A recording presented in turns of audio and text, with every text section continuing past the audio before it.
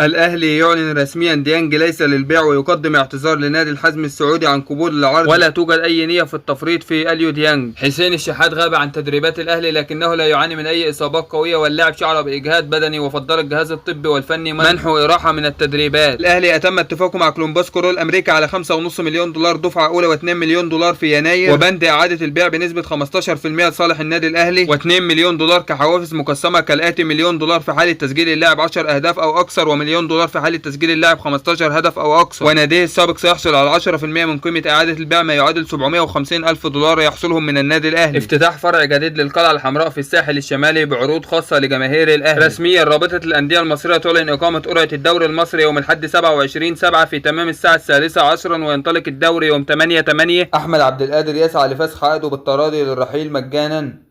الزمالك لو قدم عرض رسمي لضم اللاعب إدارة الأهلي ستوافق على العرض، ولكن بمبلغ مالي معين. هناك قلق من مدى التحاق ثنائي الأهلي إمام عاشور ومروان عطية بمعسكر الفراعنة في شهر 9 المقبل، وجاء شرط الجهاز الفني للمنتخب الوطني مشاركة السيناوي في مباريات الدوري المصري من أجل الانضمام للمعسكر. انتهاء مباراة الأهلي والملعب التونسي ب4 أهداف مقابل هدف لصالح النادي الأهلي. سجل أهداف المباراة هدفين محمد شريف وهدف أشرف بن شرقي وهدف محمد عبد الله الناشئ، وتسبب في هدف الأهلي الوحيد هو محمد الشناوي بعد قطع الكرة من أليو ديانج. الخطيب يهدي قميص النادي الأهلي للشركة المنظمة لمعسكر الأهلي في تونس برئاسة خليفة سلطان. شركة الأهلي لكرة القدم تقبل اعتذار أمير توفيق وتشيد بعطائه وجهوده الكبيرة خلال الفترة الماضية مع النادي الأهلي. وأمير توفيق مدير رياضي للنادي الأهلي السعودي. قرر ريبيرو المدير الفني للنادي الأهلي إقامة التدريبات على مرتين، المرة الأولى على أحد الملاعب الخاصة بفندق الإقامة بمدينة طبرقة، على أن يخوض مرانه الثاني في الجيم. إمام عاشور في أجازة في الوقت الحالي ولم يبدأ مرحلة التأهيل حتى الآن بسبب عدم تعافيه بشكل كامل من الإصابة، ولذلك لا توجد أي أزمة مع اللاعب لكي يتم توقيع أي عقوبة عليه في الوقت الحالي. ما تنساش الاشتراك في القناة وتفعيل الجرس ليصلك كل جديد.